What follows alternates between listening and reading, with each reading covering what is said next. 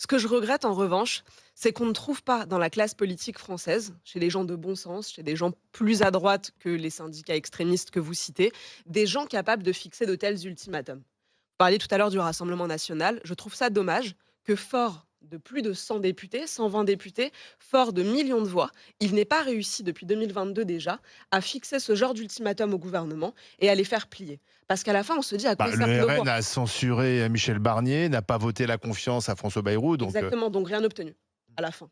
Quelles avancées? Quelles nouvelles lois? Est-ce qu'un seul Français donc peut Marine Le citer Pen devrait fixer un ultimatum de son côté également. depuis longtemps, elle aurait dû Pauvre le le faire. cornu, il va être entre 2 ultimatums, ça va être compliqué. On aurait dû le faire depuis longtemps parce que si vous voulez censurer à tout va, c'est très bien et je pense d'ailleurs qu'on ne trouvera plus aucune solution avec ces premiers ministres nommés par Emmanuel Macron.